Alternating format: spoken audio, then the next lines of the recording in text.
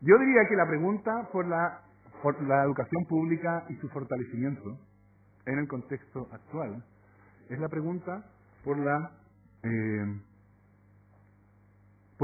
cómo hemos de pensar la educación pública en un contexto de un sistema mixto.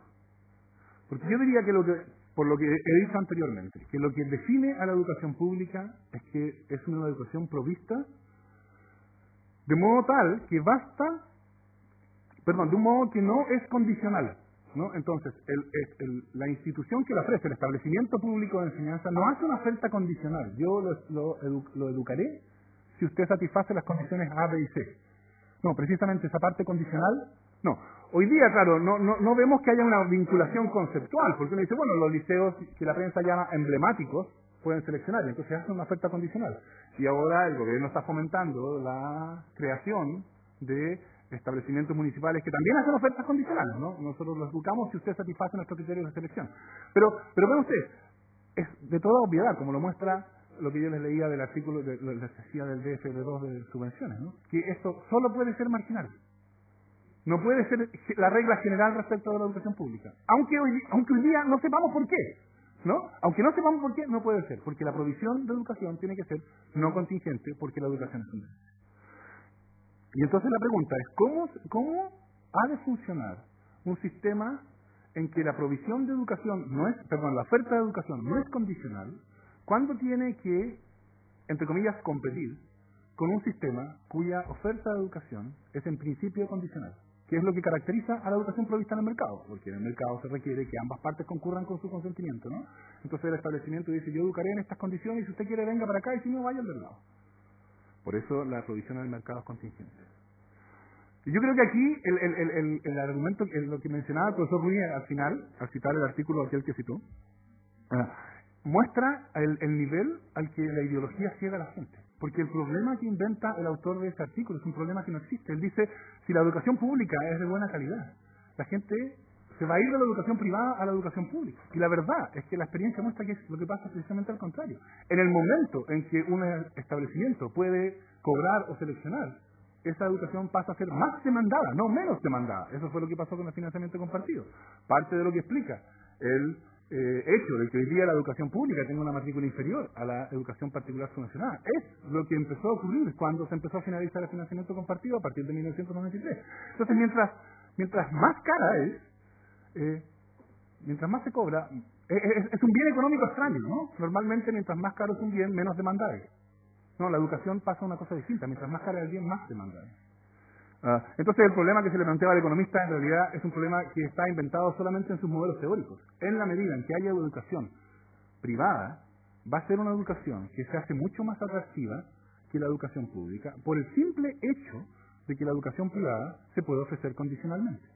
Y entonces, los que eligen los establecimientos, que en el sistema chileno, y con buenas razones, yo creo que ahí no hay problema, eso podría llevar a una discusión más amplia, pero con buenas razones, son los padres. ¿No? Los padres, cuando eligen, van a elegir, ¿qué van a elegir? Van a elegir respuesta obvia, lo que sea mejor para sus hijos, ¿no? La obligación del padre es una obligación parcial. A diferencia del legislador, el padre tiene parcialidad frente a los intereses de su hijo y no imparcialidad como el legislador o el Estado. Entonces,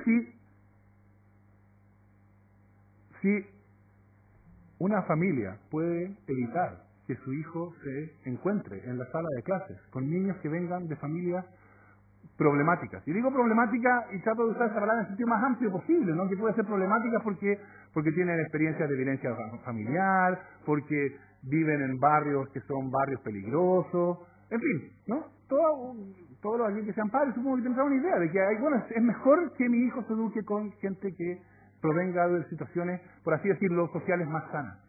Entonces, en la medida en que yo puedo satisfacer las condiciones de un establecimiento que ofrece condicionalmente educación, entonces yo puedo asegurar que mi hijo se educará con niños que estén en la misma circunstancia, que puedan satisfacer estas condiciones. Y entonces yo voy a separar a mi hijo de todos los niños que no satisfacen las condiciones. Digamos, esto es simplificarlo, no de un modo demasiado bruto, pero bastante, pero solo como ejemplo, porque aquí es más fácil, ¿no? Si yo puedo pagar 5.000 pesos de financiamiento compartido, yo me aseguro que mi hijo se va a educar con niños que vengan de familias que están en condiciones de asumir, que tienen la estabilidad suficiente para poder asumir el compromiso de pagar 5.000 pesos mensuales. Lo cual puede ser, claro, no mucho, pero es algo. Y si puedo pagar 10.000, pagaré 10.000. Entonces, la existencia paralela de un sistema de educación pública en el sentido relevante, o sea, pública en el sentido de que ofrece no condicionalmente educación, porque trata a la educación como un derecho, junto con un sistema que trata a la educación, en los términos del presidente de la República, como un bien de consumo, o sea, que la vende en el mercado, ¿no? O sea, que la ofrece condicionalmente, implica, yo diría, de modo bastante evidente, que la educación pública va a terminar convertida en el lugar donde van a ir todos aquellos a quienes no les conviene separarse de alguien, porque esos van a ir a una escuela que ofrezca condicionalmente educación. ¿Y quiénes son los que no les conviene separarse de alguien? En general, bueno, son los que están más abajo, los que están peor, conforme al criterio que uno use para decir peor, ¿no? Esos que están peor van a ser los que van a ir a la educación que se ofrece no condicionalmente, y todo el que pueda separarse de ese grupo, ¿no? Ya sea porque puede pagar 5.000 pesos o porque puede pagar 300.000 pesos, va a salir de la educación pública y va a irse a la educación particular. El que pueda pagar 5.000 a un colegio particular subvencionado que cobre financiamiento compartido de 5.000, y el que pague 300.000 a una escuela inglesa que cobre 300.000. A una escuela particular pagada inglesa que cobre 300.000. Y yo creo que eso es lo que ha estado pasando delante de nuestros ojos. O sea, el sistema chileno es un sistema que no solo no es exitoso en evitar, sino que fomenta y premia la segregación. Y entonces, hoy día, cada uno va al establecimiento que le corresponde. Y los hijos de uno se educan con hijos de personas que están en las mismas condiciones, que tienen un ingreso más o menos parecido, que tienen una proveniencia cultural más o menos parecida. Cada uno se educa con lo suyo. No es un espacio de integración. Y lo que me interesa notar es que, por eso hacía la observación al principio cuando comentaba el artículo, y sé que estoy en el tiempo, cuando comentaba el artículo del profesor, que citaba el profesor Ruiz. Yo creo que uno podría decir, ¿no? ¿Qué es lo que se dice hoy día? No importa si el sistema está segregado o no, porque lo que importa es la calidad de cada una de las unidades. Entonces no importa si los ricos van a escuelas de ricos y los otros van a las escuelas que les tocan. Lo importante es que la calidad sea la misma. Eso es lo mismo que decían los americanos hace 60 años. Decían, no importa que hayan escuelas para negros y escuelas para blancos, lo importante es que la calidad de las escuelas sea igual. Esto no es racista, esto es lo que ellos llamaban la doctrina de separados pero iguales. No es racista que haya escuelas separadas en la medida en que la calidad sea la misma, que es exactamente lo mismo que uno escucha hoy día, no por referencia a la raza, sino por referencia a todo lo demás. Y lo que los americanos notaron hace 60 años, no sin conflicto, y no sin un montón de errores, por supuesto, de los cuales hay mucho que aprender, todo eso va de suyo, pero lo que notaron, y lo que hoy día ya es trivial, es que esa doctrina es falsa. No puede haber separados pero iguales. Si es separados pero iguales, si es separados va a ser desiguales, porque ¿por qué va a haber escuelas para negros y escuelas para blancos? Si no es para agrupar a los que están mejor en un lado y los que están peor en el otro. Y claro, uno podría pensar que el Estado va a intervenir constantemente para que los que están peor mejoren. Pero, claro, el Estado no interviene constantemente y con agilidad. El Estado requiere ser empujado a la acción. Empujado, por ejemplo, por 150.000 estudiantes en la calle. Entonces, claro, si uno tiene un sistema segregado, la pretensión de que todas las unidades del sistema van a ofrecer una calidad de educación más o menos igual, no idéntica, más o menos igual, yo diría, es tan falsa como la doctrina de separados pero iguales. Por lo menos el autor del artículo que citaba el profesor Ruiz tenía la disposición a aceptar las consecuencias del sistema que defendía. Hoy día no queremos, ¿no? Hoy día es como una cuestión medio infantil, de que queremos el sistema mixto, pero no estamos dispuestos ni siquiera a reconocer lo grave que ese sistema produce, que es segregación. Gracias.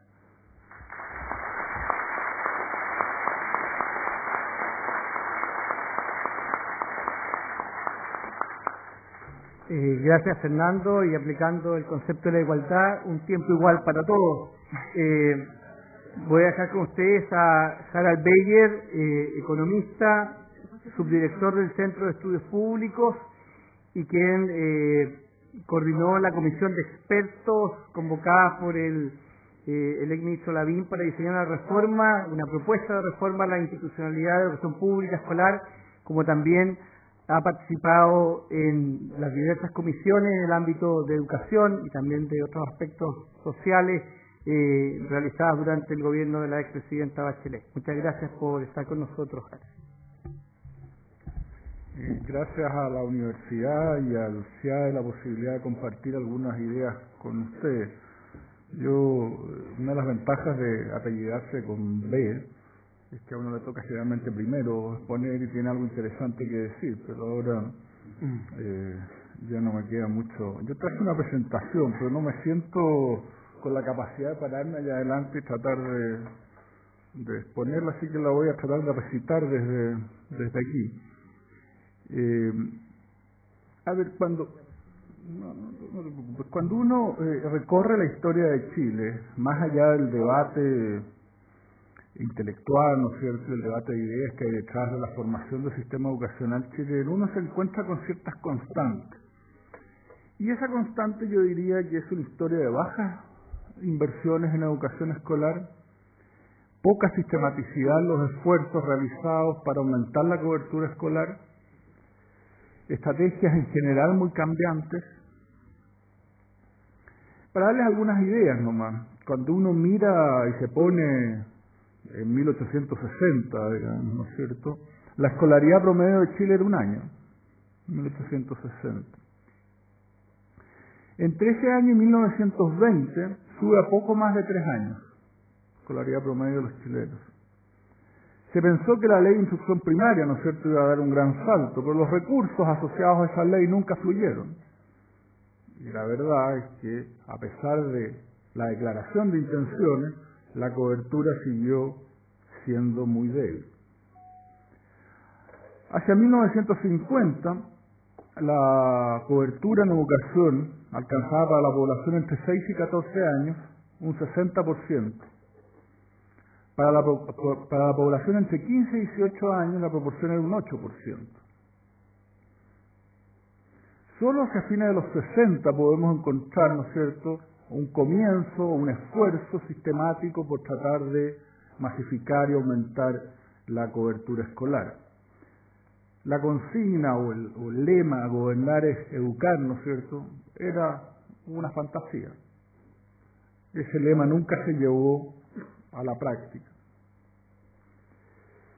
En ese periodo, estoy pensando en el periodo, digamos, 1920 hasta 1981, el promedio de la matrícula escolar ofrecida por la educación pública era de un 72%, con altos y bajos.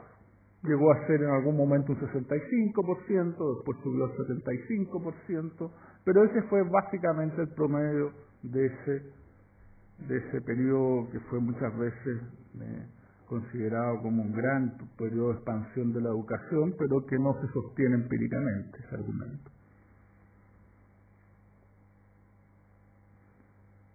1981, reforma en educación superior, en educación escolar. Ese año, ¿no es cierto?, básicamente lo que se hace es trasladar los establecimientos escolares desde el nivel central al nivel local, a los municipios que en ese entonces no eran elegidos democráticamente, ¿no es cierto?, y además adopta el financiamiento que hasta ese momento era habitual para la educación particular subvencionada, una subvención por alumno que asiste a un establecimiento, que era la forma en que en ese entonces se financiaba la educación particular subvencionada, que se había financiado desde la ley de instrucción primaria, ¿no es cierto?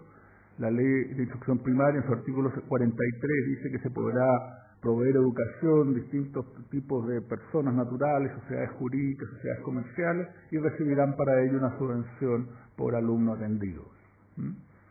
Ese modelo se generaliza para toda la educación escolar, y lo que hemos observado desde ese entonces es una caída gradual, pero sistemática, ¿no es cierto?, de la matrícula de la educación pública escolar. Déjenme irme ahora a Suecia. Suecia es un sistema de educación pública fuerte, tradicionalmente